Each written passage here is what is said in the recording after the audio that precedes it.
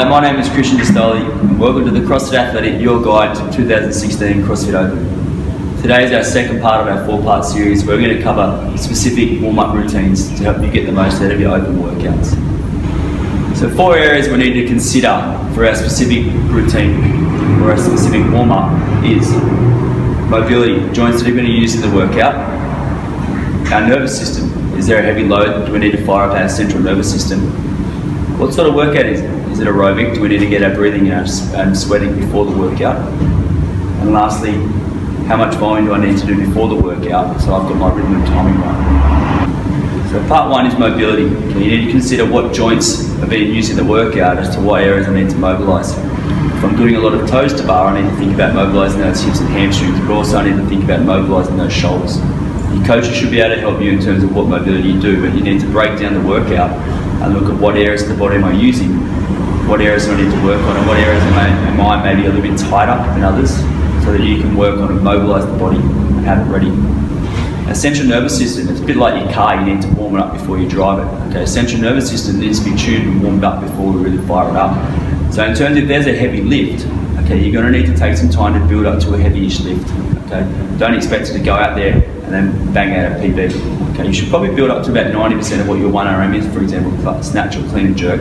And you probably wouldn't want to do it too far before the workout, i.e. you should be doing this maybe 10 minutes or so before the workout, so that when you do start the workout, you're still relatively heightened and fired up, so that when you do get to that heavy bar, you're ready to roll. What type of workout is it? Okay, it's going to be a highly aerobic workout. We know all the open workouts are highly aerobic. And how do I get my aerobic system working? Is generally through those monocyclical movements, skipping, running, rowing, air drying. Okay, we want to start using those pieces of equipment and use it so that I'm building my aerobic system. Okay, so I want to get relatively sweaty. I want to increase my breathing rate.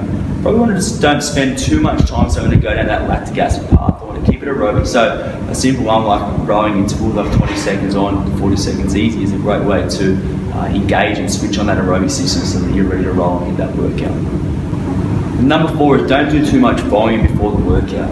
Okay, so often when we see chest to bar pull-ups or muscle-ups programs, we see so many members doing 10, 15 of their 20 of their 30 of these reps before they actually do the workout. For highly gymnastic movement like that, all you need to do is get the timing right and get your rhythm. You know what to do, you've done it in training, nothing's going to change. Just do a couple, get everything switched on, and then hit the workout.